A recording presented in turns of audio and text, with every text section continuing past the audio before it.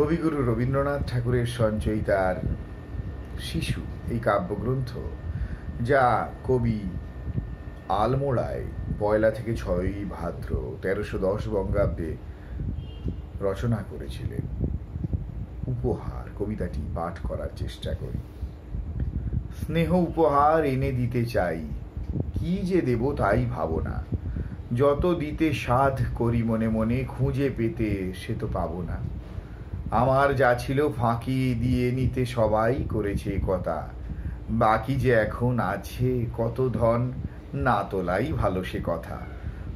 সোনা রূপা আর হিরে জহরত পোঁতা ছিল সবই মাটিতে, জহরি যে যত সন্ধান পেয়ে নে গেছে যে যার বাটিতে। টাকা কড়ি মেলা আছে টকশালে, নিতে গেলে পড়ি বিপদে। বসন ভূষণ আছে সিন্ধুকে, পাহারাও আছে ফি পদে। এই যে সংসারে আছি মোরা সবে, এ বড় বিষম দেশ রে। ফাঁকি ফুঁকি দিয়ে দূরে চলে গিয়ে ভুলে গিয়ে সব শেষ রে। ভয়ে ভয়ে তাই স্মরণ চিহ্ন, যে যাহারে পারে দেয় যে। তাও কত থাকে কত ভেঙে যায়, কত মিছে হয় ব্যয় যে। স্নেহ যদি কাছে রেখে যাওয়া যেত, চোখে যদি দেখা যেত রে। কতগুলো তবে জিনিসপত্র বল দেখি দিত কে তোরে। তাই ভাবি মনে, কি ধন আমার দিয়ে যাব তোরে নুকিয়ে। খুশি হবি তুই, খুশি হব আমি, বাস সব যাবে চুকিয়ে। কিছু দিয়ে থুয়ে চিরদিন তরে, কিনে রেখে দেব মন তোর।